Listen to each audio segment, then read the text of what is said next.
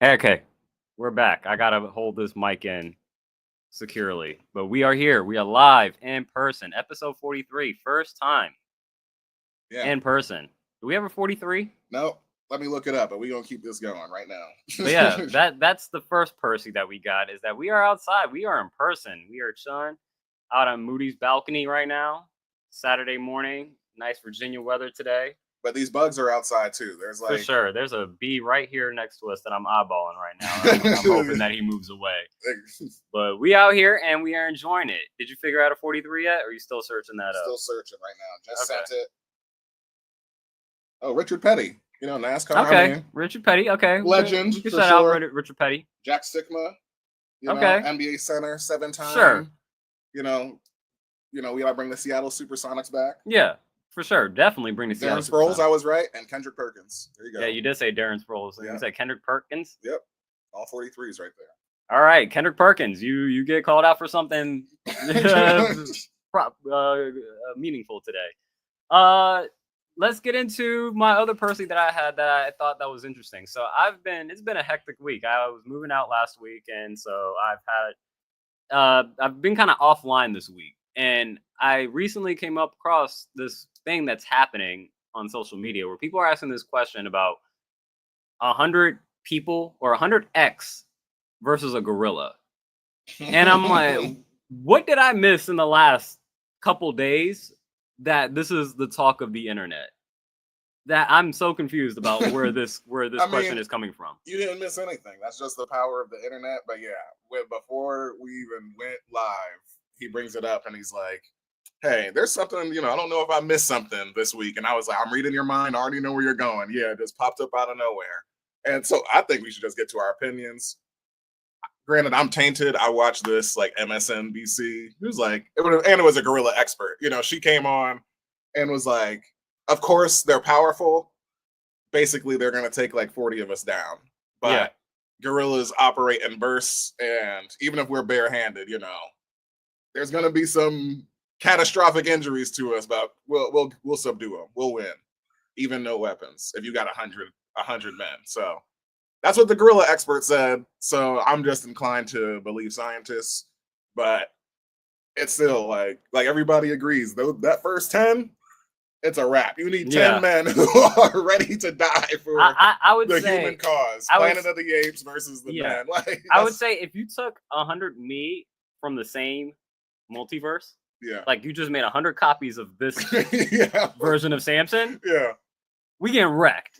You gotta pull a different Samson from like multiple multiverses that like I got different battle scars. Like I'm completely different. Somebody's a neuroscientist. I'm like somebody is like an MMA fighter. Like there's got to be different versions of me. It can't all be the same version of me, because if it's all the same version of me, you need that everything everywhere all at once version of you at least. Exactly. You need 100 of those. Exactly. There you go. So then you can access the matrix of yourself 100 times over. Yeah, exactly. Because that's the answer. I just figured it out. That's the best version. But that was just like, what did I miss? Because I'm like, I just see it. I just open up Reddit, and all of a sudden, once I finally got time to like catch up, and I'm like, why is this a conversation? How did this become a thing? And so, hey, I mean, again, that's the power of the internet. But it's crazy to feel like you could just be offline just for even like 24 hours and be completely lost in the internet conversation. It's wild how that can happen so quickly. But you're not under a rock. Like you said, you just missed it for 24 hours and you're just like, why is it number one on everything? But it just took over. Like, so that's the power of virality or whatever, All right. Do we have any other Percys? I mean, like I said, this will be whenever we get our Patreon together. This is the double tier because I got the birdcage out. Don't get used to this. But it does feel good. It's a special edition. Let's get into the show. Let's get into doors opening. Step back to allow customers to exit. Cut into the crowd. It's a Havish Behaze. And my tag partner. My bro. I'm broke.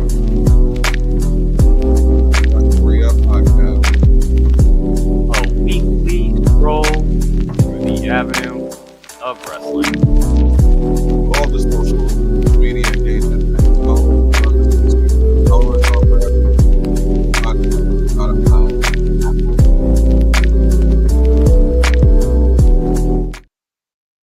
What up, everyone? Episode 43 of the Wrestling Re-Up podcast, and we are just trekking along. Season 2, officially, this would be, technically, if you want to keep count, this is Season 2, Episode 2. Yeah. Because, WrestleMania is over, and we're now in the second week of WrestleMania, so we are coming up on the first pop-up show next week will be Backlash, and so new count will start there. Let's see if I can start with a positive record instead of starting in the hole like last year. Ties are fine too.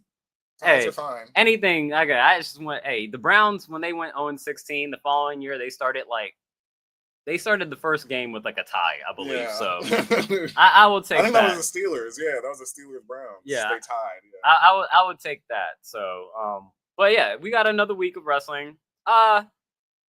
Like I said, I'm doing a lot of catch up, so I think I might be a little light on some subjects, but I'll try to deep dive as much as I can. But not that much of an eventful week. It got pretty eventful at the end of it, as we'll get to with some WWE releases, as the year typically has at this time of year. But let's kick it off with Monday Night Raw. Yeah, the flagship show. And I'll let you kick off, Moody. What did you want to kick us off with flagship show? Well, the things that we agreed on. I mean, first and foremost, I put it's about time. This is Lyra Valkyria's best promo she's ever had in the ring versus Becky Lynch. Yeah, Becky calling her out, telling her she's gonna make her matter at Backlash, and basically Lyra running her out of the ring and standing on business and saying, "You never made me matter. I made me matter. And I'm done trying to be you. I'm going to be the first me. Yeah. And I know I'm going to beat you at Backlash because I want to be a better person than you because I already know I'm a better wrestler than you." It's like, dang. You felt that. At least enough. Yeah. It felt like, and it was very smooth. I think that's also what we were working on too, Yeah. because I think that's why they were keeping her backstage. She was a little bit more stilted, initially. So great delivery. I feel great about this going into it. We don't got to make predictions now, but it's good to see Becky back, obviously too. So what do you think? No, yeah, I agree with what you said. I think we both had this as primo. Mm-hmm. This was definitely Lyra's best promo, which is not hard to say, but the way that she executed it made it even better.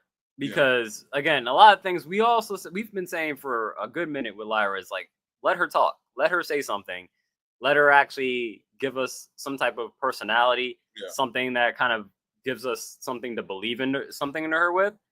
Do I believe everything that she said? No. Do I believe that she's like, Becky didn't make Lyra, Lyra made Lyra? I understand the sentiment in the sense of what I've been shown on TV. Right now, Becky has made Lyra. Mm-hmm. And so there is a little bit working over a little bit of that. But at the end of the day, like, I like the passion and the vigor in which she said it. It definitely got me more interested in the feud than it previously did. I do think Becky is doing her job as like trying to put her over, because I think we talked about it off pod where I'm like, Becky definitely comes off as like a petulant child. Mm-hmm. And that yeah, she's like, no, you won't do blah, blah. I was like, that thought it was kind of funny. I was like, you sound like you were arguing to your own child. Like she was fighting with Rue. That's what yeah, she's fighting with Rue, and so, but no, I thought it was the best thing Lyra has done since she's been on the main roster, and that's beyond anything, even on the, like, from a ring work side. It's like, nah, this is character growth. This is character development, and the opportunity that you got to be on the mic. You're not dressed up as like, a cosplay character. You're dressed up as normal as you could be and just cutting a sincere promo. Yeah. And getting the better of Becky in that promo. Yeah. Like in kayfabe. Yeah, not for real. Not for real. But, I mean, to both of their credit, I mean, Becky's the heel here, and she just, hits Lyra from behind when she's at the top of the ramp celebrating, holding up the title. But, I mean, also to Lyra's credit, like, she's like, I understand what you're saying, like, Becky's saying that she made her matter, but she did mention, I beat you in NXT for the title. And then she also won the tournament to become the first IC Women's Champion. So in character, I also believe that. She should believe that. That, like, you know, she's done it by herself. It's just like you just happen to be the one in the way, so to speak. You know, but again, it's mostly the fact that, like, the way Lyra debuted was with Becky, and then once Becky left, Lyra never really took that next step. You know what I'm saying? And so it's like, now you're like, okay, now, you know, and, you know, us being smart fans, we're like, okay, yeah, Becky is helping to put Lyra over in this situation. Yeah. But at the end of the day, it's like, well, this is also in a kayfabe, non-kayfabe, however you want to look at it. Lyra is also like, nah, like, I don't need to have Becky as, like, the reason why I'm successful here. I'm successful because I'm fucking good. Yeah. And so, because I'm a great wrestler, I think they're gonna get that point across, and I think that it might. This match is definitely gonna steal the show. I think at Backlash, I think this is gonna be the match to that's gonna come out with, like, probably the highest marks, if I have to say. For sure. Any more? I think we're done with that. Yeah. Yeah. Okay. I'm looking forward to seeing what comes out of it. I'm more intrigued than what I've been in the past, both with the women's intercontinental title, and obviously Lyra Valkyrie's character. And so I'm looking forward to seeing how she evolves, you know, well, continues upon this kind of, like, trajectory that they're building upon with her.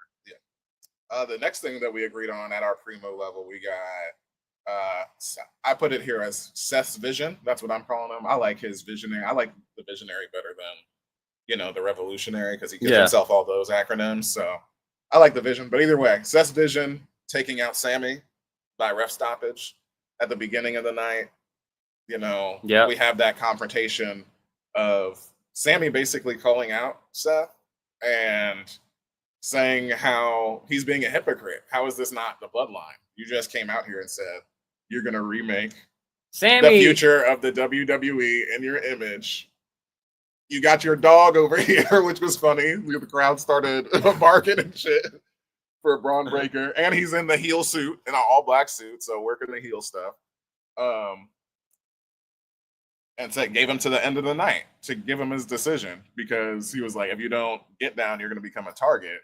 Which, first off, I mean, this is your guy. That's definitely a threat. He said that's not a threat, but he was like, it's an offer because you're going to become a target. That's the definition of a threat. Do this, or like... He gave him an offer that he shouldn't have been able to refuse. Which that was the great stuff about it. Seth saying in the ring, "Oh, wise man, you can pull some strings backstage," and then we see later on that if he does move over to SmackDown, that he would have the next title shot. Yeah. So that is great. So that's great writing. That's something we wouldn't see back in the day, also, because I feel like it just would have been. And it carried throughout the entire story, the entire episode. And so, like, that was good. My problem, and I love Sammy, my problem is just because Sammy went through this experience, he tries to blanket his experience onto everybody else's. Because he's done this with Drew. He's done this with others where he's like, look, I did this. I was under Roman's spell and this, that, and the third in the bloodline. It's like, bro, not every situation is what you went through.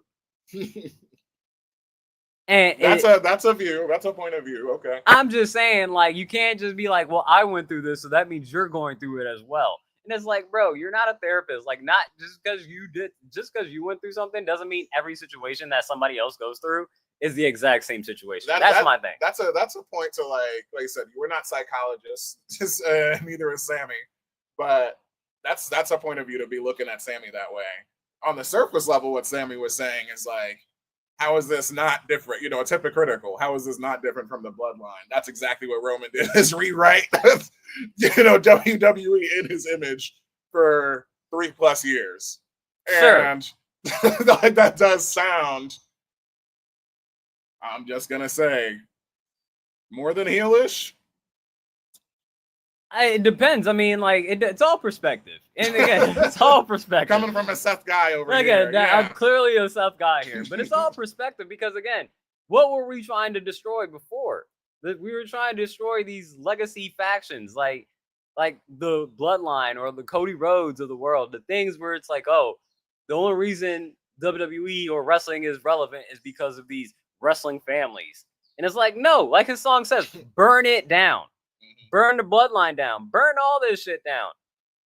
And if you're going to do it, I mean, again, it doesn't help my case that Braun Breaker is a legacy kid. He's a Nepo kid. But yeah, right. My point, the fact is that you still need to build something new. And you're not building off this old legacy shit. Sammy.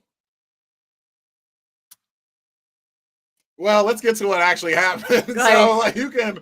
All right, that's the argument. But then in the main event, we do get Braun Breaker versus Sammy because Sammy tells Seth to go fuck himself. I'm standing on business. You ain't scaring me off of Raw. Yeah. And of course, it ends with Braun spearing Sammy to death. 4 spears, another one of those ref stoppages. And I'm pretty sure that's how Braun got over, even in the first place before he was IC champion, because he was spearing people to death. Yeah. And that first one being by ref stoppage, when we brought that element back to Braun, showing how explosive he is still without the title. But Seth, I mean, they've been really great. WWE production has been really great capturing the audio.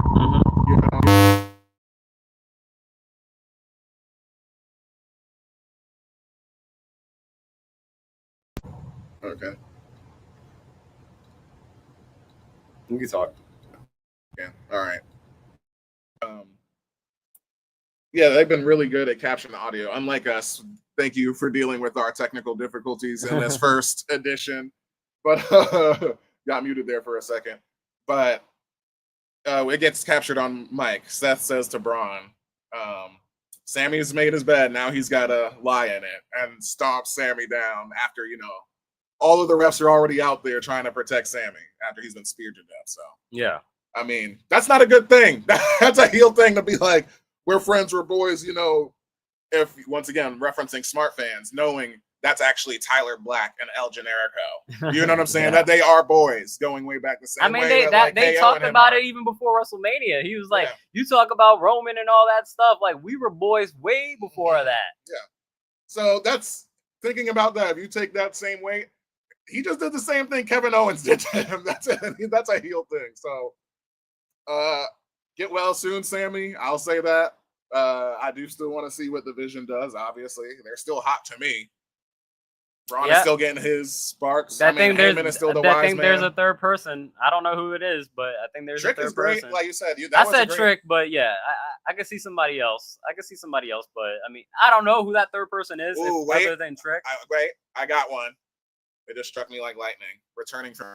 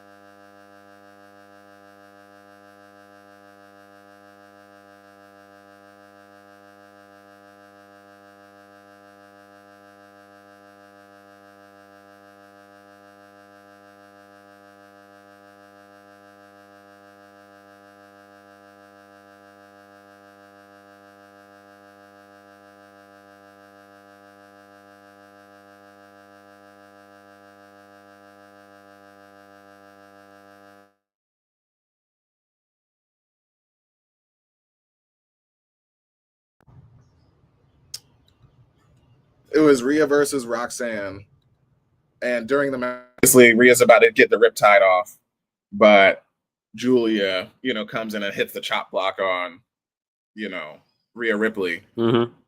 DQ finish. They start jumping her. Io comes down, makes the save. Io's super over, and I love Io Sky. Yeah. She's the best thing ever. And that's the Shake of Raw. That's all we got on here on the Notion Doc. Any other thoughts right now? No. Pretty. Yeah, we'll just go by the Notion Doc. We already put it down here. Pretty standard issue of Raw. It seems like to me. Yep. Let's move over to the bodega and update the little cards. Overlay bodega time. NXT. Again, pretty standard show. I have pretty much straight mids here. Mm-hmm. We agree on the Joe Hendry. Yeah, the Joe Hendry and Trick. I called it verbal sparring, and I thought it played out pretty well. I thought Joe Hendry came across on the mic pretty strong. I thought Trick's promo afterwards was pretty strong as well. Him talking about how he's not only the top guy in NXT, but also it seems like in TNA as well. And then I like Ava's kind of rebuttal, like, I don't like how you've been rolling around here the last couple of weeks, and I'm gonna put you in a 25-man battle royal. And it seems like he's gonna have to start out number 1. So, well, that's a price to pay for crashing out. Yeah. So interesting. It was a good back and forth. Well, what they did do, I will mention, because obviously this working relationship with TNA is that they really did get over. I don't know if you saw, but on TNA commentary, the fact that Trick was not scheduled to be at TNA. Okay. So that was like a real jumping, you know what I'm saying? Yeah. Like in kayfabe, that he just, showed up and hit the trick shot on Joe Hendry on the show. Okay. So I guess that might be punishment for or I didn't catch that. So maybe it's because oh yeah, he crossed the line that way. Bro, you wasn't supposed to be going out there. And but yeah, I'm looking forward to that. I think this is another one of those very close times where it's like when we had the Hardys versus Fraxium for the titles, and it's like, all right, well, those are forever WWE guys, the Hardys. So we could believe the titles changing hands, and I think not that Trick is going to TNA or anything, but I believe in this long-term relationship, or this at least mid to long-term relationship of TNA and WWE. That I could believe Trick could hold the TNA title. You know what I'm saying? Just for the intrigue of especially coming from the TNA side, because obviously we know WWE is always, whenever they're in a relationship, they are the monopoly. They're going to get the better of it. We know that. So I think it's the closest since then. Does that make sense? Yeah. Yeah, I can see that. That'd be so deflating if that was the case. But I also think that not because of Trick, it's just more of WWE holding somebody else's title. Yeah, and I think that's also goes to my thought that we've seen so much Joe Hendry on WWE already. Him being at WrestleMania, him being on the Royal Rumble, and both times. Yeah. Already, people know it. So he's close to that WWE contract. I know I put it on the Notion Doc a few months ago or something. You even mentioned it yesterday. Yeah. You were saying that that dude is pretty much itching to be a WWE. He can walk in champion. Whatever door he wants. Granted, it'll probably be. He can walk onto I don't want to say the main roster. He'll have to do NXT. He's kind of doing that right now. Effectively. Yeah, he'll do NXT for a little. NXT. Jordan Grace is doing NXT. Yeah, true. I was he's got to hold the title at least. Yeah. For a point in time, and just get him he's already super over. That's what's the crazy thing. But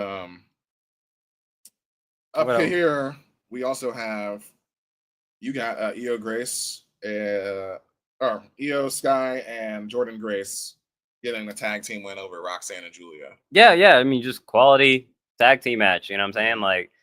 It's a weird. Again, I like the intermingling between the main roster and the women's division the last couple of days, especially on Monday Night Raw when you had, Roxanne up on Raw as well.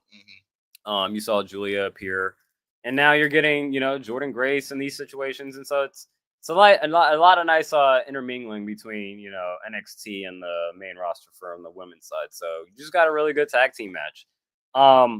I don't know where they're really heading with it, but as far as just like quality matches, can't really complain about it. So as far as where they're heading with it, I think this is just building up the thought of us knowing that Roxanne and Julie are really a tag team, like on the main roster now. Like, yeah, being I would on like Raw, I would like like, some like character development to explain a sure. little bit some of that, but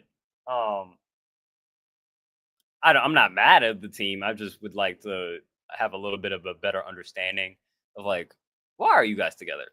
Like, what are your, aligned motives, to being a tag team and whatnot. So just curiosity out of that. And then again, what are we doing with this women's division as we'll talk about, especially tag team division when we talk about a lot of the releases that happen and the tag teams that got cut out. So Roxanne and Julie are part of that, just getting up to the main roster. Yeah. So but yeah, I agree. Obviously, great ring work. The thing that I thought was great was something I don't think we have seen before, outside of like maybe, what's the famous moment when Triple H and Scott and all of them like hug all of the Wolfpack hug and Triple H. Oh, you talking about the curtain call? Yeah, the curtain call. Yeah. Outside of that, and that was breaking kayfabe. Yeah. But they address in kayfabe the metaphor, reunion, and goodbye. Yeah. Which I thought was like amazing and surprising also, because you told me that the releases happened and I realized that I didn't see the segment and I had to go back and look at it. And we get, because Noam Dar is back, he's the Heritage Cup champion. Oro Mensah is back, but he's going down to Evolve, and I've seen him. He's down there working. Yeah. Lash we're pretty sure gonna get called up to SmackDown, and Jakara Jackson is a free agent. Well, Oro Mensah also got released.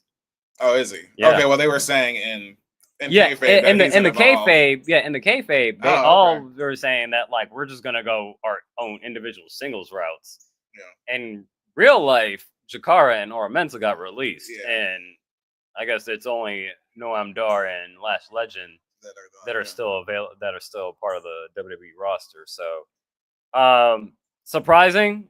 Like, I was surprised when I first heard Meta 4 was breaking up, and especially like the Meta Girls were breaking up. Yeah. And then, came to even find out yesterday that they were released, or at least Jakara was released. I was like, wow, that's a whirlwind of a couple days of trying to get people, written off TV, I guess. But that's unfortunate. What else do we have? I want to say we are dealing with these elements. Be aware, bro. There was a bee that was in your face, like leaving literally on screen. That I was like, when my hand gestured like this, I wanted you to turn and look. I saw, but I'm about to start swatting people. Like, we out. Like I said, we out here in the elements. These yellow, like it is fresh. It's springtime. You might hear, these kids and birds chirping and stuff. But we outside, like we said. That's this edition. But yeah, great moment. I'm glad that they like really addressed that.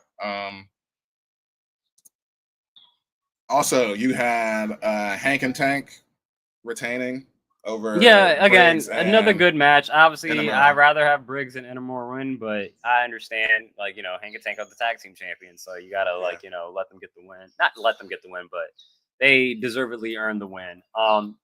They're really working it. Like, they're trying to get people like me to invest. That's what this is. They got good moves. I gotta say, they got good moves. Like, I mean, to me, like this is saying something, because that's my passion, is like knowing everybody's moves. Yeah. I don't know. I avoid at all costs. Like, at this point, like I know what their finisher is. It's like that. I don't know if they call it this. It's similar to like when AOP it's like would a dominator with a spear. Yeah. Yeah. It's because they would do like the double power bomb. They would call that the super collider, and kind of like that. But yeah, the power bomb or the running. Yeah, it's like a dominator, and then like the other guy. A running power slam. It's a running power slam and a spear. That's what it is. But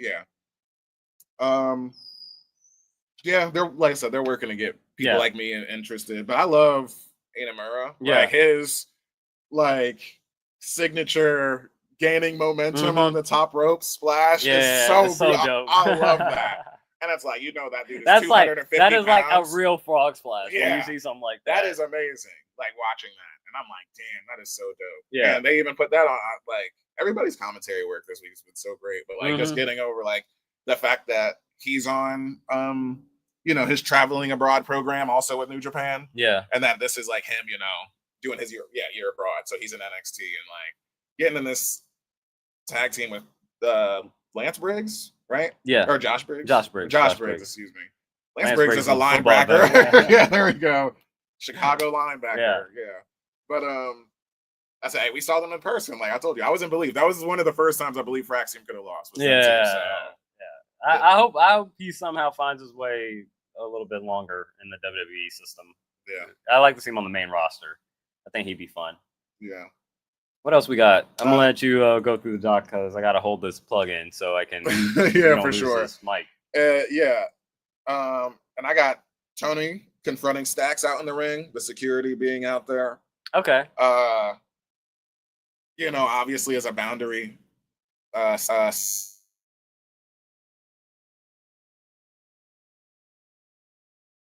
get out here, see me face up, you stab me in the back, all that good stuff.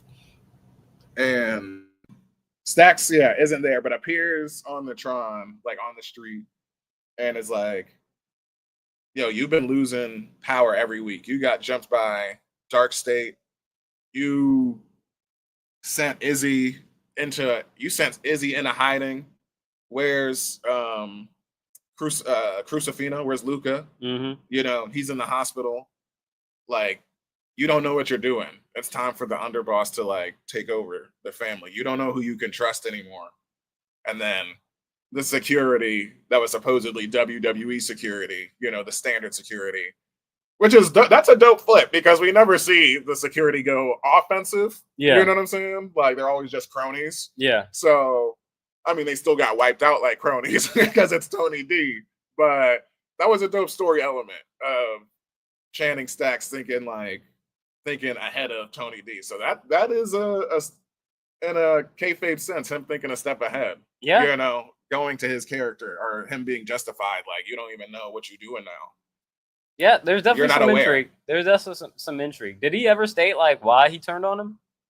I think that was it. It was the fact that like Luca was out injured and Izzy is in hiding. Okay. It's like you're losing it, dog. You haven't been protecting the family. All basically. Right. I wasn't sure if because remember I was like maybe it was like Tony D became a rat.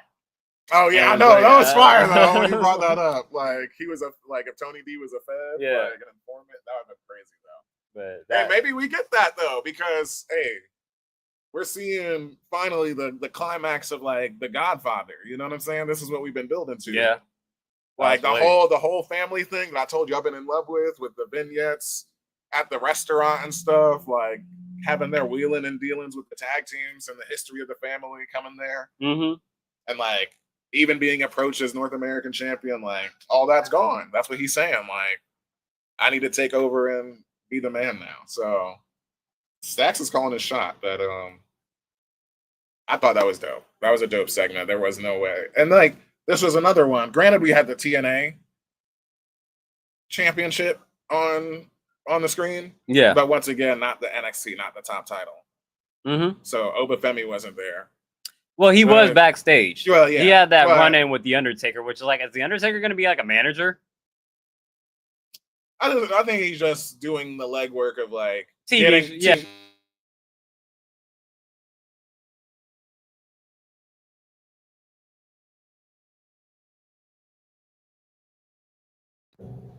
He's saying that I got a few young bucks that are ready for you in LFG that are coming for your spot, and then you see three guys walk up behind him, and it's like he definitely ain't no manager for sure. He ain't doing that, but yeah, he's just saying watch LFG. Pretty much because I made my appearance here on NXT. that's all it is. Which I still have you watched that yet? No, I haven't. I've seen only like. I've seen like clips. The digital clips, they're like 2 minutes long. Yeah. Seeing that big Bubba and people begin people's faces and whatnot and yelling and whatnot. Yeah. But I just mean in the sense he didn't take up time.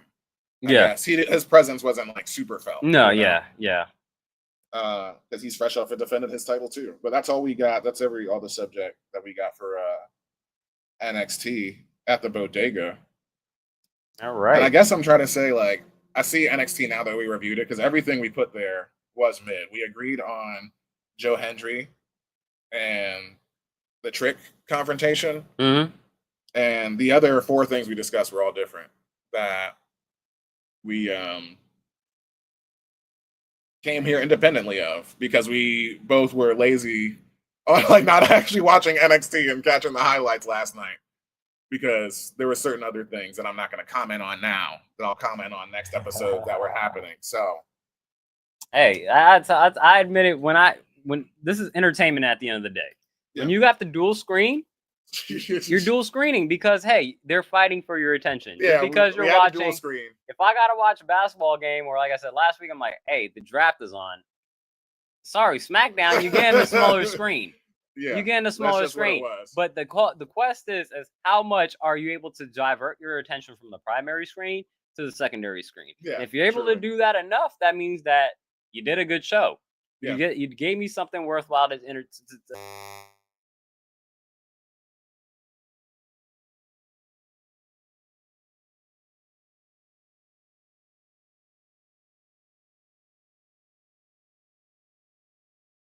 We're gonna go with laptop mic, so we'll see how this works. But if you still tapped in, we still appreciate it. Like I said, these ain't the dark episodes no more. This is season 2. We out here. But yeah, that's all we got right now for the bodega. Let's move over. Yeah, to the coffee shop.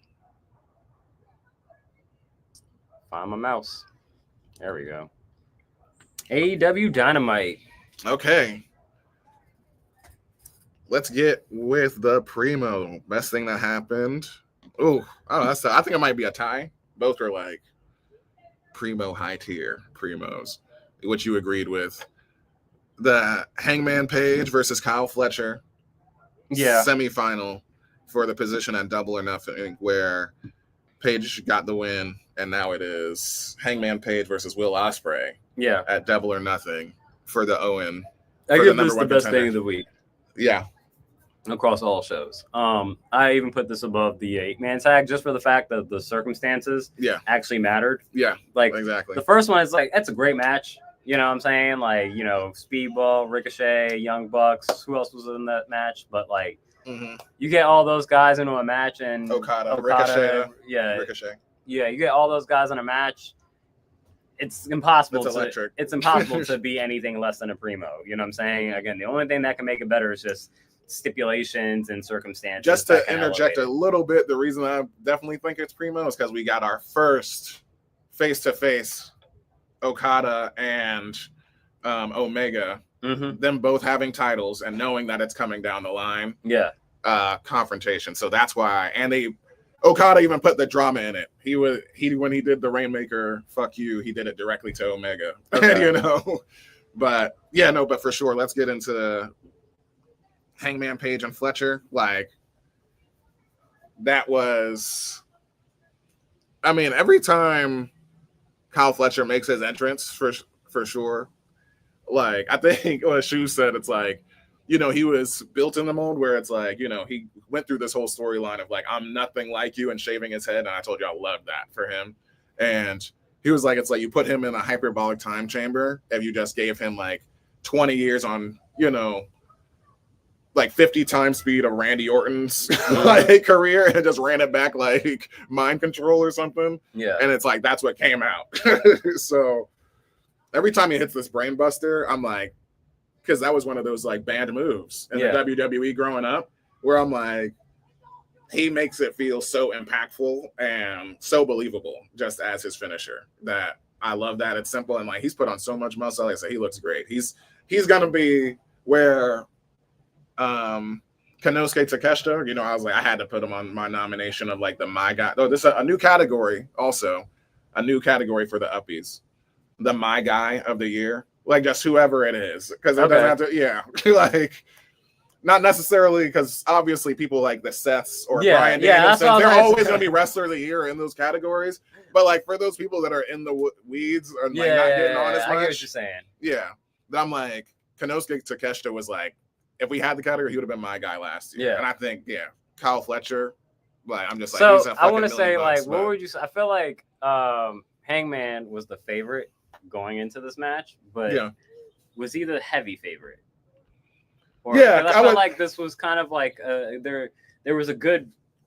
It could have gone either way, maybe. And like you said, that's the power of AEW because they just have such like in ring. That's their like power. Like there's those top guys can just put on such dynamic. You believe everything. They're so stiff with everything also and work each other so well that like. And it's just like Kyle Fletcher has been on a burner. You know what I'm saying? Like he's won. He's basically won everything since beating, Will Ospreay and becoming this character. Being the proto star the way he is now. So, but I just think it's it wasn't his time. Like clearly in like the mechanics of favoritism. Like Hangman is always the main character. So I think that's the real roll of the dice is looking forward at Double or Nothing. Is like who are you gonna call?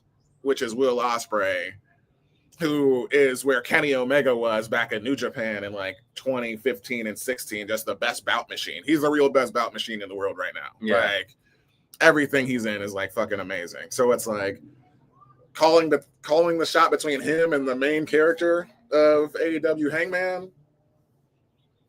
And he's coming like relatively off a burner. Like he's indestructible. Like because really his get back into this whole smug character came from beating Swerve finally in the unsanctioned match, and then realizing that he made a mistake with how vicious he was being because he ended up fucking up Christopher Daniels, his mentor. Remember, busted him open, gave him a dead eye multiple times on the stage, and Christopher Daniels was like, "You won, Hangman.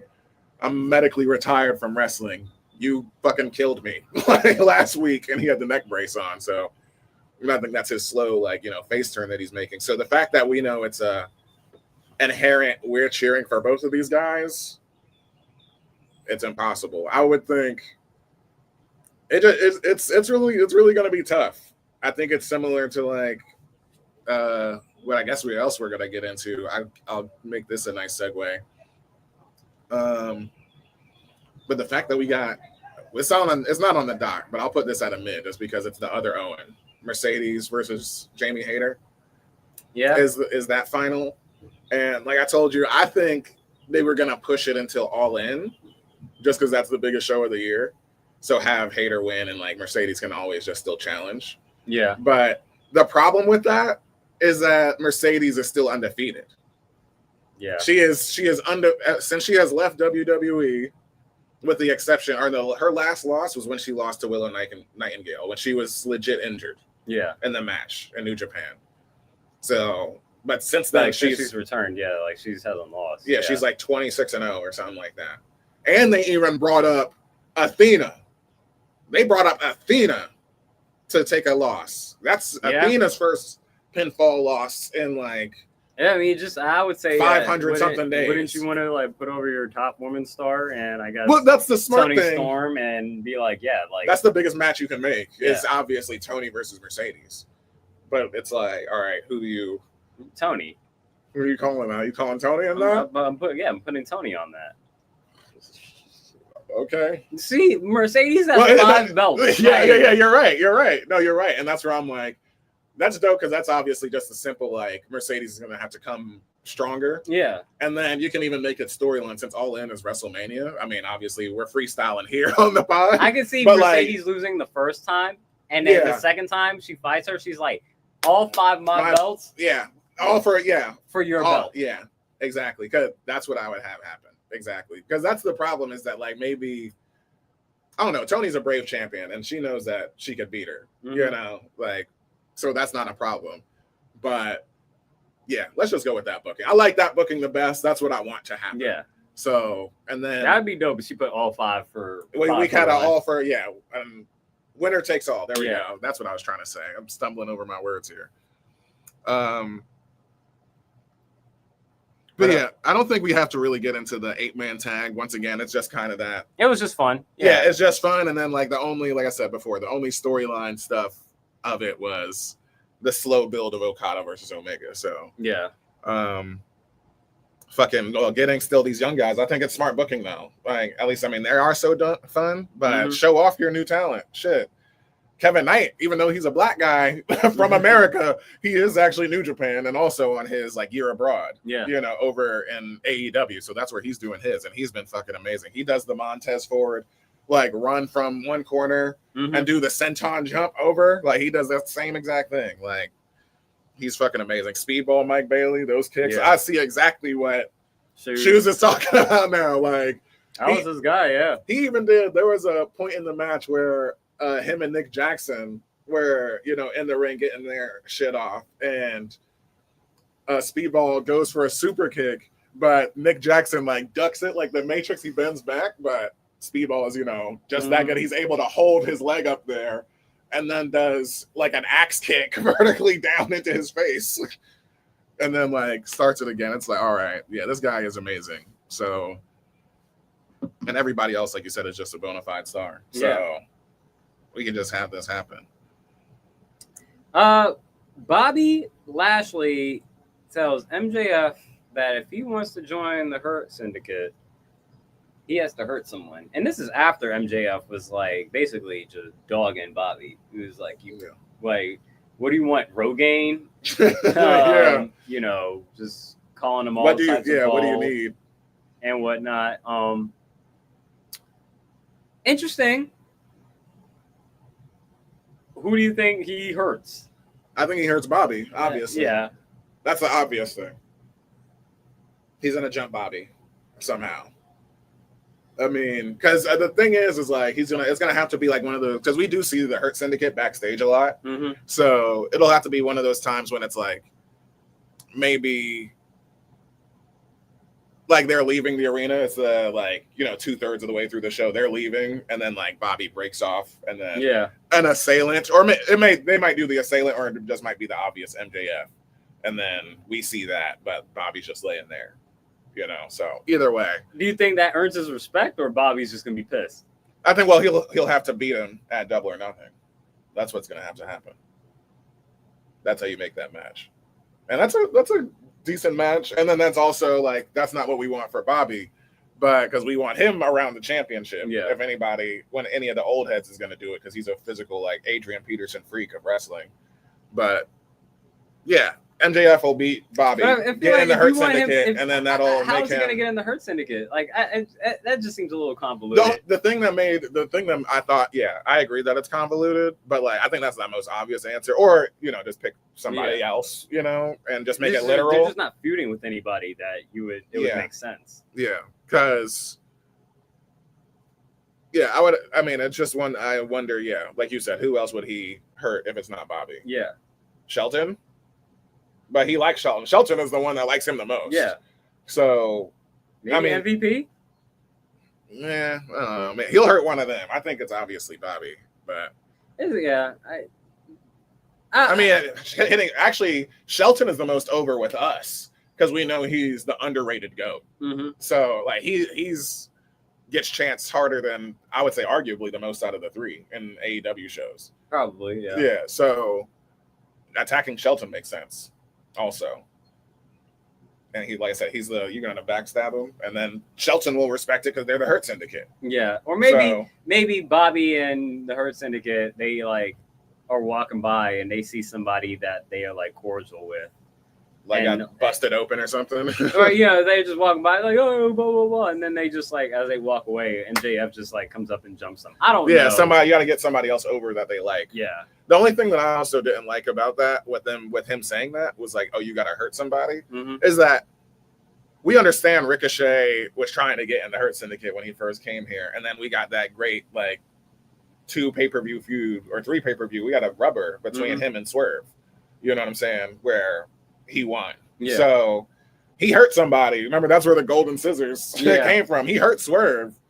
And they still were like, nah, basically. Or I don't even know if he came back and addressed it. But he hurt somebody. Because he's a little too corny. I don't know. Yeah, exactly. But that's where I was he didn't fit the coolness maybe that the Hurt Syndicate was looking for. Yeah, that could be it too. Because they did say nobody likes to kiss ass, but they did say that. Yeah. So, but that's the thing. I was like, that was before he busted Swerve open though. So either way. But that's me. That's in the minutia because we're smart fans like that. I'm in the weeds. Ask me about this shit.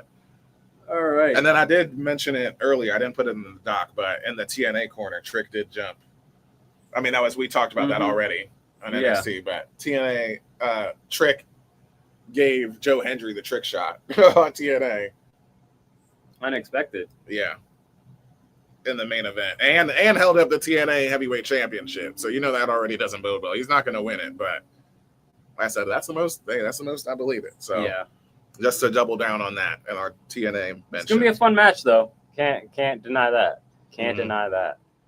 Are we ready for the Book of Wrestling? Are we done with the coffee shop? We are.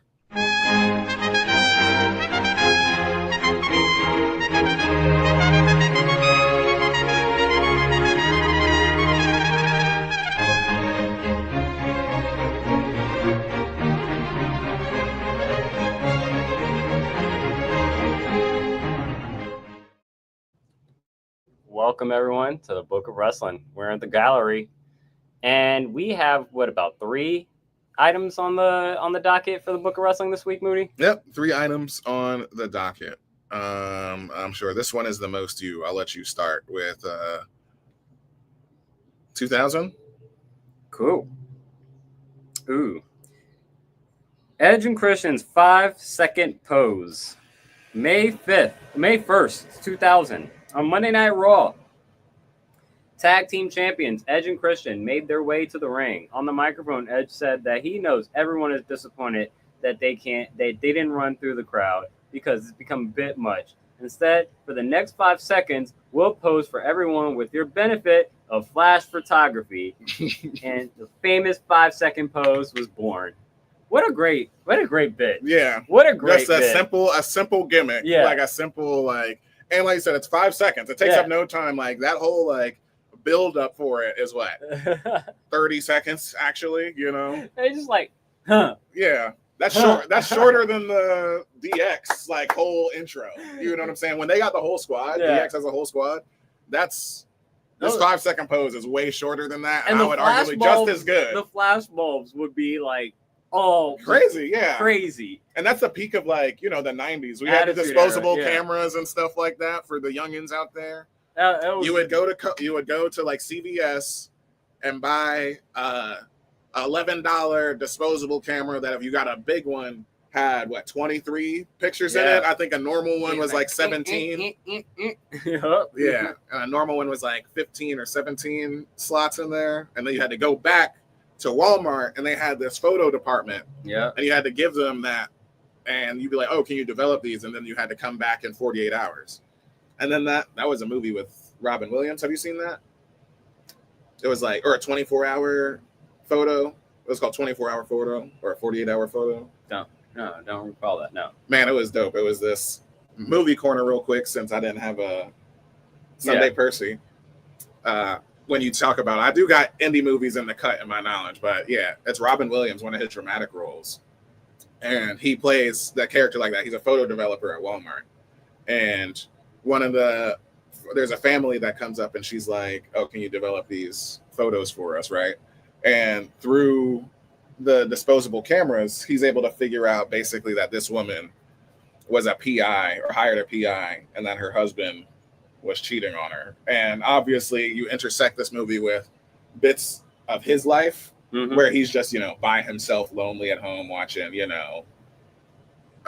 old Letterman or whatever. Yeah. Stuff like that. So he has nothing. And he ends up obsessing with this family and just start stalking them basically throughout the movie. And it's it's kind of it's Robin Williams Nightcrawler. That's what it is. I'll check that out. Yeah, so there you go. That's how I extended that little segment of Book of Wrestling right there, because we are making amazing time, as Habasha Hayes just mentioned. For the next entrant into the Book of Wrestling, May 3rd, 2013, AJ Styles becoming the IWGP Heavyweight Champion and also the leader of the Bullet Club.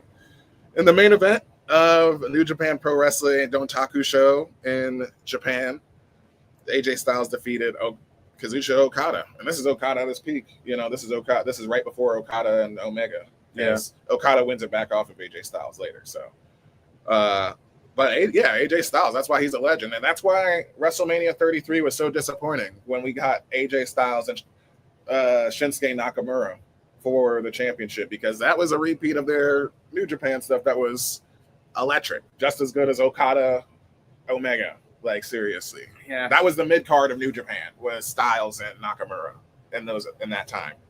Like, that's amazing. But Vince didn't have any kind of. He can't give it to our Eastern Asian brothers for whatever reason. Granted, like I said, Asuka was vindicated somehow. I still will never forgive it, but like Io Sky couldn't take that disrespect. Somebody had to do it. So, she did it for the culture. She did it. She's the first one to do it for the culture. Came in as champ and walked out as champ.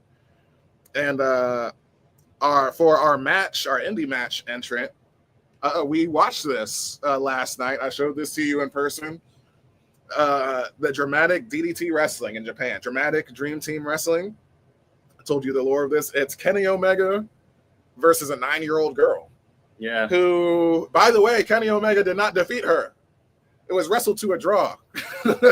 She was going for the pin as time expired, I believe. He was pinning her. He was doing his finishing move. And like he was halfway through it. Oh yeah, the one-winged angel. That's what I was. Yeah, that's right. He was about to do the one-winged angel. And he couldn't. The time ran out before he could finish the move and get the pin. That was awesome. It was awesome. I said that after that match, I was like, that match needs to have the second match they fight is a death match. Yeah.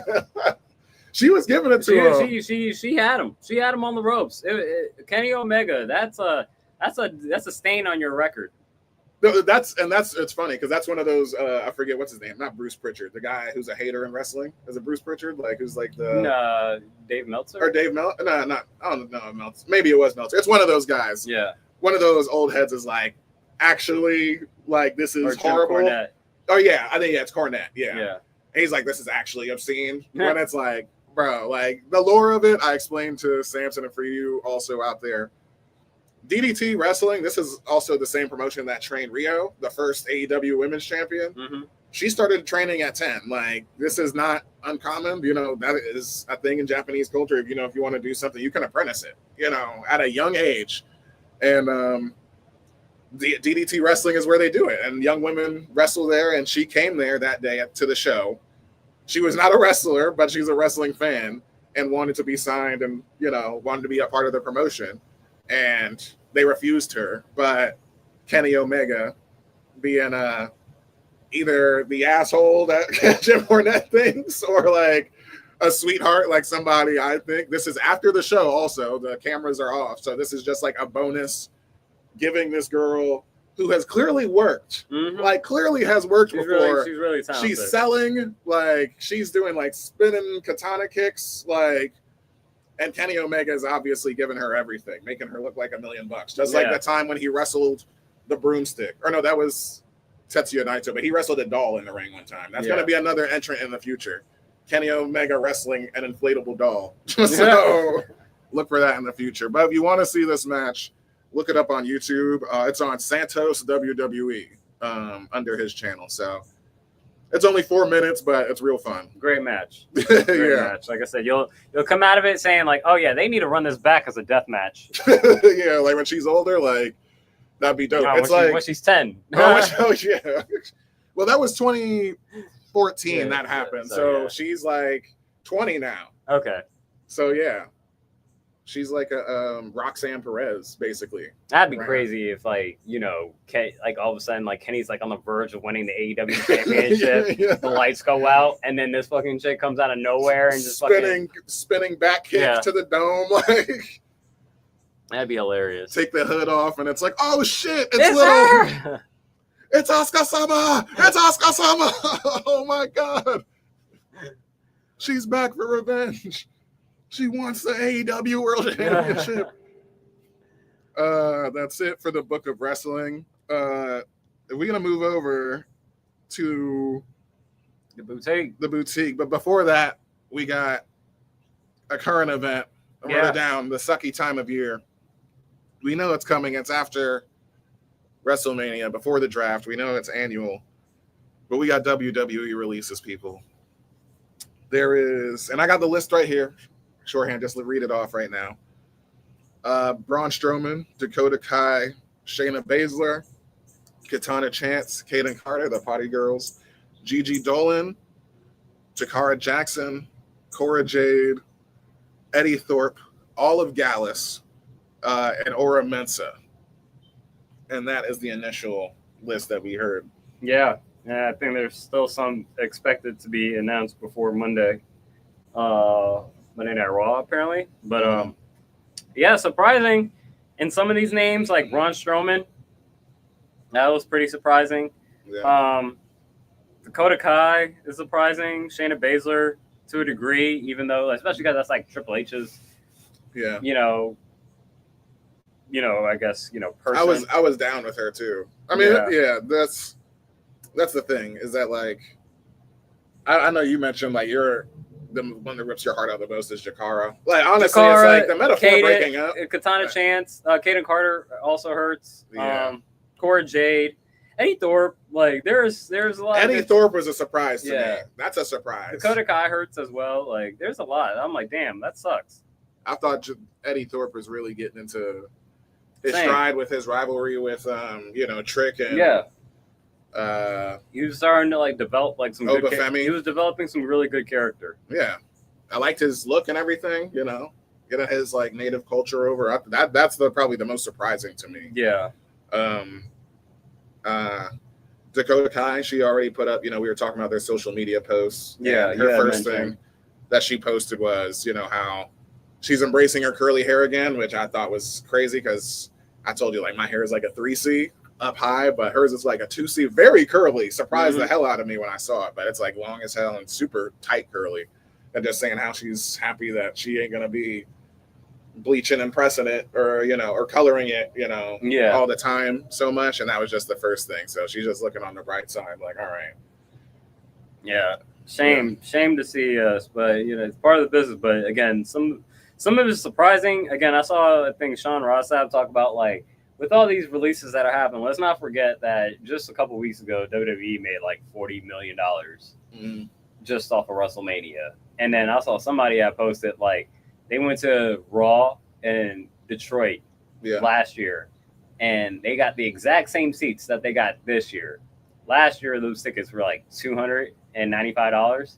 This year, they were $900. God dang. For Raw. At the exact same seats. It's like, bruh. Like, those WrestleMania tickets, that's going to be, that's a bucket list, like you said. That's at the top of the list, but that's a long-term plan, right? Yeah. We're talking about $900 for probably one night, more than likely. And that was Raw. Oh, shit, that's Raw. Yeah, that ain't even Mania. That's Raw. Like, I was like, yeah. And Mania, like I said, in a few years, it's going international. I saw a fan. Mania's going international. I saw a fan video. She like found Randy Orton and his wife like in the hotel or some shit like that when they were in Vegas, and they were like taking the pictures. They were like, "Oh, like, we gotta pay the VIP package." It was like $18,000 per ticket, and Randy was like, "Yo, oh, that's probably the meet and greet shit." Yeah, like Randy was shocked about like that's insane. He's like that. I think he literally said that was fucked up. I know what you're talking about because WWE just released a digital like short of that VIP a VIP meeting. It was like a 3-minute clip, and then like Rhea Ripley was in it, Kevin Owens was in it, Randy was in it, like. And it was just like, exactly what you think, a presser, effectively just standing in front of like doing poses and stuff like that. Kind of like exactly like Chris Brown, on tour when he'd be charging people like $1,000 for, fan VIP photos and stuff like that. But we hope all the best for all these people for sure. That was our current event, all those releases. But let's get to the boutique. SmackDown. One thing that we talked about when we watched this, while we had this on the dual screen yesterday, while we had the Rockets force a Game 7, a lot of quality time spent on matches. Like there was about 4 matches, and they all got like a good amount of time to actually like wrestle, and they were actually pretty good matches all around. Like some like maybe weren't like off the charts, like you're not gonna go right home about, or But you're like, hey, this was some good quality wrestling that we saw on this show all throughout. What was the one that stood out to you the most? For sure, the one that grabbed my attention was the Fraxium debut, or main roster. I mean, not debut, but main roster official, debut in the ring. Because we've seen them individually, but debut against my guys, Pretty Deadly. But before we get to the matches specifically, it's the name of the episode, right? Yeah, no Cena. This is what I thought was honestly the best show of the week. Because this is what I ask for when it's like, you don't need to see the belt all the time. Like, we know that is the biggest stakes in the industry. You know what I'm saying? That's something that NXT Black and Gold, like in the heyday of that time, which they were very good about, where the champion would defend or a new champion would win, like on a takeover, and then you might not see him for a week or two. You know what I'm saying? Because they went through that grueling, match at Mania, because that's the show of the year. So, or at that takeover, Stand and Deliver in this case, but or Mania in this case, excuse me, we're SmackDown. But yeah, there was no Cena, no Roman, no Cody. I haven't seen Cody since WrestleMania. Yeah, and no CM Punk on this entire show.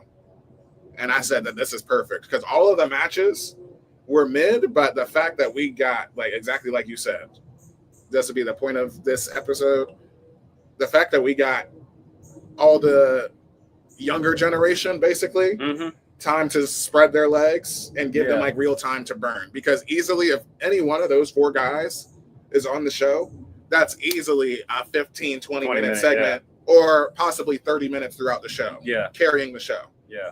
It's a thread. It's a needle throughout the show. Exactly. Just like Seth and Sammy was on Raw this week. Yeah. So that's what I loved about this. Granted, we can't hope to expect that all the time, but it just so happens that all four, that big four main event scene happen to be gone all at the same time. Yeah, I think it's also a product of, having such a quick turnaround from like WrestleMania to Backlash. Yeah. And then once you get out of Backlash, it's like, all right, your next pay-per-views are Worlds Collide, and you have Battlegrounds for NXT, and then you also have Money in the Bank. Money in the Bank is next? Money in the Bank That's or Worlds Collide are the same weekend, and then Okay. I think Battlegrounds is like either a week or two before. Damn. Yeah, this is April already. So I'm thinking, Money in the Bank is always in the summer. You said what? I said Money in the Bank Money is in always in June. Yeah, I think of June as the summer. So that's where I'm like, dang, yeah, we are close to that. So it's a product of, like, and again, it's also a product of John Cena and the nature of his story / real life schedule of him only having a certain amount of TV appearances left and whatnot. Cody, we haven't seen him. I think, which since is great. WrestleMania. He reigned for a year. Punk, have we seen him since WrestleMania? Maybe one time. Yeah, maybe once. Yeah, it was like the night after, and that's when like we found out that Roman. That's when the Deadly Alliance happened. Yeah. Because that's what took them out. That was the Raw after Mania. So yeah, that was the one time, and we haven't seen them since then. Yeah, we'll see what happens. I mean, again, we got one more week. As far as matches, you said your highlight was the Fraxium debut against Pretty Deadly. I will give mine to Aleister Black over The Miz. I thought it was a really good re-debut match. Again, they gave him time. There's The Miz, Carmelo Hayes kind of connection and whatnot. Miz is a great seller, you know what I'm saying? Yeah. He's a good talker. I'm curious to see where the actual storyline development kind of comes, but as far as just like match quality, as far as getting us reacclimated to who Aleister Black is and his vibe, and then, some of the I think he can have interesting confrontations between both Miz and Carmelo Hayes. I'm just curious to see what is his motives as far as going after them initially. Yeah. So mid as far as where we're at in the story wise, but as far as was I entertained and was I intrigued to look forward to what's coming next? Yes. And so that'd be my highest thing from a match wise. Yeah. And from a my guy sense, that's why Fraxium and Pretty Deadly were my choice, because like I told you in the moment, I was like, you so rarely get to hear yes boy like at the beginning, and I'm like, man, I love them so much. And I'm like, we know that these, like, knock on wood, we know that these releases happen in waves. Like, they happen throughout, usually the same time of year. So I'm hoping that they pull through, because obviously Fraxium was just called up, and you can't have them debut and lose. You know what I mean? But my guys are just stuck between a rock and a hard place. I love them so much. I think they'll be around. I think. I hope so. Like I said, we know it was a crime that the 5-way TLC match did happen at Mania. Yeah. The fact that we got a 3-way, which is at least legitimately disappointed. I was disappointed that at least wasn't a 4-way, honestly. Yeah. The fact that it was only a 3-way, I thought was weak. And I'm like, I would have much rather you had given them 45 minutes in a 4-way on SmackDown. Yeah. You know what I'm saying? They're doing their selling about that match. As great as that match is, they're like overselling how great that match is. So I'm like, oh, it's one of the greatest TLC matches. It was the chemistry. Blah, blah, the chemistry blah. and timing was great. The chemistry and timing was great, but also what takes the air out of it is the spot. It's on SmackDown after Mania. It should have been on just at least, even if that same match happened on Mania, we can at least have that debate. Yeah, you know what I'm saying? Because they even recreated the same spot of the swinging spear when Angelo Dawkins spears Ciampa, and which was done, I would argue, even better in the modern sense that it was obviously safer the way he hit, but the impact was just as important because this time it was through a table. Yeah. And the table broke perfectly as safely as you could imagine. So they added that element to it. We can have that debate if it's not on SmackDown, even if it's just those 3 teams. Yeah. And it's unfair. I can see if Dawkins or Montez or anybody in that match hurt us in our opinions, what difference does it make? The match is the match, and it happens. Sure, but I'm like, you're not gonna tell me if there was a Hell in a Cell match that happened on Raw, that's gonna be one of the best Hell in a Cell matches of all time. Yeah, it'll be the first, right? Or it'll be historic in the sense that it doesn't happen. Yeah, just the same way TLC doesn't happen on just the network television. So it's it's a moment only for that sense, but because of that, it's also you are elevating the television show, but you're bringing down the overall presentation. That's the catch-22 of it, because we're so preordained to understand that a pop-up show is a significance. True. Has a higher significance of just a regular televised show. That's why I get on AEW. I'm like, bro, a lot of these matches are great, but bro, you giving this shit out for free. Yeah. Because you were there was even last week, you said there was 2 match of the year. Yeah. Will Ospreay and Takeshita and Mercedes and Athena. Yeah. And I was like, that's just for free. And I get it. It's WrestleMania weekend, the WWE is on an onslaught. So fine. But sometimes it's just right, why are you giving this out for free? Y'all are blowing your load, dog. This is amazing. I ain't gonna complain about it, but I'm just come on now. This should not be for free. Yeah, this should be on Revolution or something. It's funny because that was just us addressing our tag team segment for the SmackDown division. Yeah. But speaking of tag teams, definitely Tiffany and Jade getting the win over Nia and Naomi. Yeah. That was the thing. That was a thing. At least I'm still. We're prepping up to seem it's going to be Jade versus Tiffany, because Jade has a number 1 contendership match against Nia Jax next week. Yeah. And the winner faces Tiffany for her title. Okay. It's a good rivalry. I'm more intrigued on are we actually going to build something between Nia and Naomi? That's I'm more intrigued about.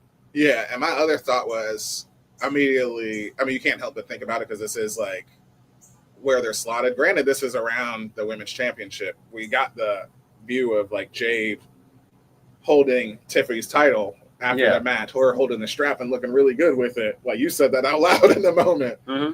And do you take any umbrance with the fact that Nia just came back and her shoulders were on the mat? That Nia took the pin.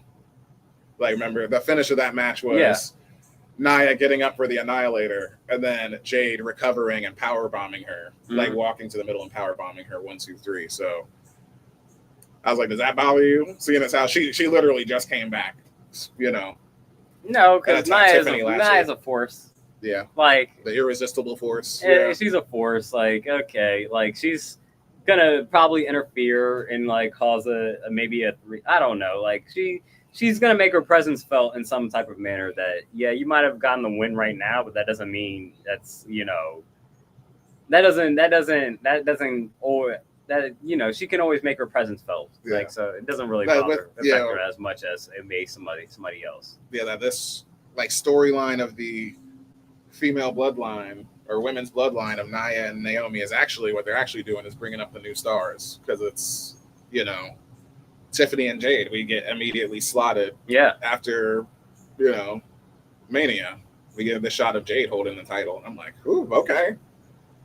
We calling that shot? I mean, not obviously immediately, but it's clearly they believe in her. So right after Mania, this is a new season, Yeah. So does in our kayfabe sense, does Jade win the title this season? So that means obviously by Mania.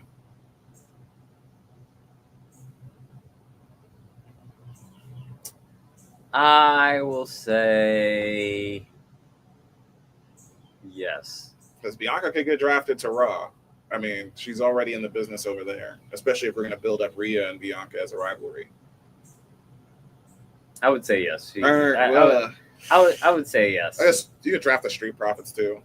I was going to say that's the one problem is keeping them together. They're not moving them back to Raw. I think that'd be a little too quick to move them back to Raw. Yeah. They did just come over from Raw. Wait, when did they come over? Recently, I feel like within the last year or so. But okay. Either way, I think Jade will win the title. Yeah. Before by Mania. Probably by like Survivor Series. Yeah. Okay. That bloodish area. Yeah. Like October. I'd like to see those betting odds. Arguably, I mean, this whole episode was so good because, like I said, the elements before, everybody got time. But Damian Priest actually and LA Knight, having their promo battle basically of like how don't get in each one of theirs way, both being badass faces, and scheduling a match later in the night. Or actually not even later. Like they started immediately. Yeah. That's what started the night. And that's what immediately I thought was like, because they went through a whole commercial break and everything. Mm-hmm. And I would say, how much would you estimate? Because like you said, we was watching the basketball. I'm not going to comment on it right now. That's as much as I'm going to say basketball was on. But that was the roughest where I was like, looking back and forth probably. Yeah. I mean, there was a good back and forth. I mean, again, I think we gave a lot of props to LA Knight because we were just like, man, that's when we noticed. We're like, man, this match is still going on. Mm-hmm. And you're like, yeah, because LA Knight's actually like a good worker, and like I compared him to like being kind of like Miz. Yeah, and I said MJF where they do the basics. But yeah, like it doesn't look flashy or anything, but it's always safe, and it gets the crowd going, and it kind of gets you into it. And so like MJF can really wrestle with anybody. If you think about it, not MJF. I mean, LA Knight. That's what I meant. But sure. MJF as well. But LA Knight could literally wrestle with anybody, and so for him to be in a ring with Damian Priest, and Damian Priest is again like we talked about it as well. It's like they're both in their 40s, and there's a reason why they're still wrestling. Yeah, because they are good at what they do.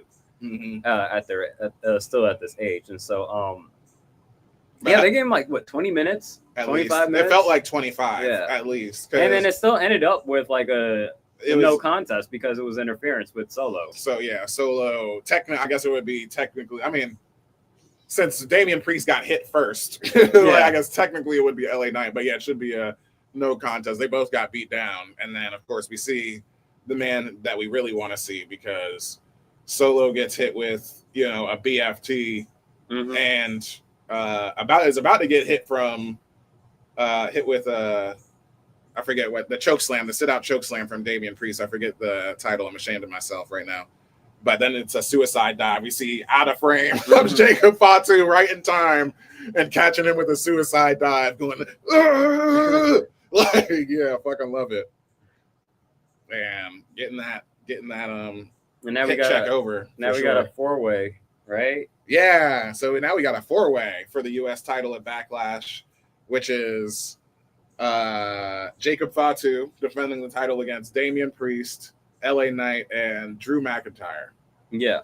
Which I feel like Drew is very upset about. Like, probably, I mean, just with slotting in position, maybe, because we know he's another one of those like permanent main event guys. Yeah. Like, he's not Randy Orton, but he's like halfway between like Super Vet and like Randy Orton. You know what I mean? As far as like credibility and positioning on the roster, you know what I'm saying? In regards to what? Like the title and active working. Like, you know what I'm saying? Like, he would much rather be around the WWE title. Oh, That's sure. But at the end of the day, I'm sure Drew would take any gold. You know what I'm saying? True. It's just like, why does he got to be in a 4-way? Why can't he ever just have a straight up match? Yeah. And like I mentioned this last night too. I'll mention it now. I would love it if we just booked Jacob Fatu like we booked Gunther with the IC title. Just make him the longest reigning Oh yeah, US we talked champion. about that because it was like the longest WWE tenured US champion is 351 days, and that was Dean Ambrose. Yeah, so I was like, he just got to hold it till Mania next year. Yeah, that's all he has to do, and he's the longest ever. So he'll always have that until somebody else. But if you want to take it to like more history, you said it was Lex Luger. Yeah, and 91, and it was like 500 days. 500, and they're like, once again, that's believable too in the Triple H era. Shit, we just got Roman and we got Gunther, so it's like. You can make him make him pass Lex Luger, gets him to like 600 days or 580, whatever it is. It was like 521 or something like that. So it was a little. The number doesn't matter. Just make him the longest, and it'll be a little bit. It was about a year and a half. Mm-hmm. And then so by the time that he's done, it's like, oh yeah, he should be around the title, and then draft him to Raw. At that point, we'll be like the same thing with Gunther. Like he should be in that main event, like heavyweight slot, which would not necessarily put him around the WWE title, but I don't know. That's booking way too far ahead. We're talking about this week. But we're making amazing time. We're stretching this thing out. We're still only at an hour and a half, but also going down in SmackDown. Zelina Vega retaining in her first title defense versus Piper Niven. Yeah. I'm just curious, why is it always a surprise that she wins? Yeah. Like, you're the champion. And like she got the win, and they were like, "Oh my god, Zelina Vega got the win!" It's like, of course, she's the goddamn champion. Yeah. Like, not like at a certain point, you got to get past the real life weight. Not even the weight, just the fact that like it's weight classes of it all. Yeah, it's like it's a surprise that she gets these wins, and it's like, nah, like she's good, she's talented. You wouldn't do this with like Sasha. You already read my mind. I was like, they need to just present her like that. Yeah. Because Sasha / Mercedes, even though she's like more nimble in frame, like she's still presented as like the best wrestler in the world. Yeah, there's no shocker when she wins these matches against Nia Jax or she's still the heavy favorite. She's a heavy favorite. So that's where I'm like, of course she's gonna win, but I didn't like commentary pushing it like it was like a big surprise or it was an upset. Especially with like Piper hasn't had any singles gold either. Yeah. Like, she's been tag team champion, but that's the only thing she's done. So and then lastly, we got up here Phoenix versus Santos. Phoenix getting the win. Yeah, Rey Fenix over Santos, another great match. Maybe I've missed it over the last few weeks, but I really love that spot where he runs across. Adios, amigo. Yeah, he runs across the entire top rope. I'm like, that is wild balance. He did that at All in London. Yeah, like when it was for the international championship, and I remember he walked like it was the entire way. Like when I tell you like. 4/5 where like he kicked because I think it was Moxley because he won by accident. Or no, that wasn't there. That was on like Collision. That's what it was. And that's why it was so infamous because Moxley wasn't supposed to actually drop it. But it was one of those like he got pinned actually like legit. So but yeah, he walked like 4/5 of the way, and it's like his his rope balance. Yeah, I was like, I don't know how he did that, but I'm like, that is hell of impressive. And then you go onto the other side, you jump off the top, like. I was like, that was sick. That was sick. And like the same way, like they have the similar spot where like Penta, he runs into the corner when you're downed and he'll like balance on his head. And Rey Fenix, when you throw him into the corner, he'll like run up the ropes and do like a spin around where he faces back towards you. And it's a top rope, like shotgun drop kick, like when they come running in. And it's like his just like balance is amazing. So you got to put that on. His presentation has been great. And Penta even had a little should have mentioned this on Raw that Chad Gable was getting on his nerves too. I'll mention it right here. Yeah, because it was a backstage segment where Chad Gable was like, my favorite part of WrestleMania wasn't you losing. It was watching your idiot brother lose to El Grande Americano. He was like, he must be such a disappointment or something like that. Yeah. Like, he sucks. And Penta just came back and, gave him a chop or a super kick or whatever. And he was like, keep my brother's name out your mouth, pendejo. He's the best luchador in the world. Like, and even in interviews, obviously he puts his brother over so much. Yeah. Like, he's like, Ray Phoenix is the best luchador in the world right now. Is Penta older? Yeah, Penta's the older brother. By like 4 years, okay. I think. Ray is like, I think it's 4 or 5 years. I think Ray is like 31. Okay. Yeah. Okay, so Penta's like our age. Yeah. Okay. That's what's up. Yeah, like I said, I was hella impressed with the balance. I was like, maybe I missed that the last couple of weeks because I'm like, that's hella impressive. No, Penta's 40. My bad. I'm tripping. Let me see how old. Maybe Ray Phoenix. Maybe Ray Phoenix is our age. Yeah, Ray Phoenix is our age. Okay. So he's 34. But yeah, so we're the same age. But yeah, I was hella impressed by that display of balance to walk across the rope like that. Anything else from the boutique? Nah. Like I said, just a primo episode overall. That was my theme, and that's why it's named this. So let these people stretch their legs, give some top contenders time off. You know what I'm saying? Yeah. Whatever. Let's get into our champions of the week. And I don't have anything specifically written down, but if I had to give a champion, it would be for all the ones that got released this week. I will give you the Bone Thugs and Harmony, See You at the Crossroads. Yeah. Championship belt. Because, hopefully we see some of these people pop up in TNA or wherever they may be. Like, just unfortunate for everyone. Again, a lot of times we talk about, hey, we know you guys are talented wrestlers. You guys just needed to have the opportunity to kind of just get those verbal things. Like, again, we talk about the party girls, Kaden and Katana.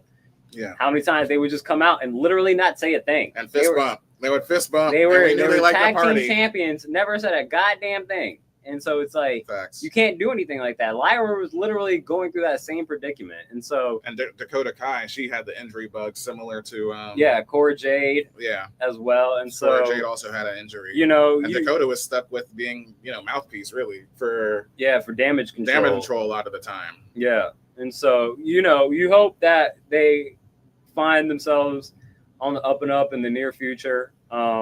Again, you've seen people like Indy Hartwell right now recently pop up on Impact as well. And so wrestling in this day and age, there's a lot more stuff that they could do stuff domestically. You just hope that, they're able to find something to get on their feet sooner rather than later. So shout out to everyone that got released this week. You get the Bone Thugs and Harmony, See You at the Crossroads championship belts.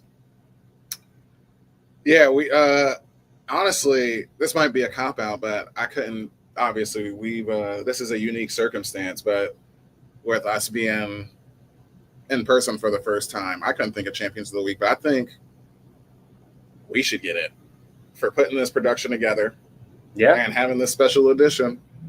I'm trying to think of that's where I'm stuck at. I'm always stuck at I'm trying to think of or a good credit. Who said shit? What song is that? I'm trying to think of you're on that one, boy. Man, that might be Cardi. We might be getting the Playboy Cardi Good Credit Award. Give us our credit. You know what I'm saying? I'm pretty sure that's the song. And it's appreciated credit because this is our most efficient show ever. It's an hour and 35. This is a double whammy of give us our credit. Man, this is record breaking almost, probably. This is never done before. I don't even know if we'll be able to repeat this type of efficiency. So no pay-per-views though, no pop-up shows this week. No pop-up show this week, but we will have a pop-up show next week on episode so that 44. Contributes to it. 44. We got to come up with some 44s. I know there's some 44s. John Riggins, 44. So already got one in my pocket. So you got to think of another one for next week. But we'll be back next week to talk about Backlash, make our predictions. The first one of season 2, I'm hoping to at least not start off with a loss. Yeah. Whether a win or a tie, I'll take it. Yeah. But that is it for us, the Habesha Hayes. And the French Fry Fro Moody. Follow us here on the YouTube channel and download us anywhere you get your podcast, Spotify, Apple, wherever. Everything at the Wrestling Re-Up. And we'll catch y'all next week. Deuces, y'all.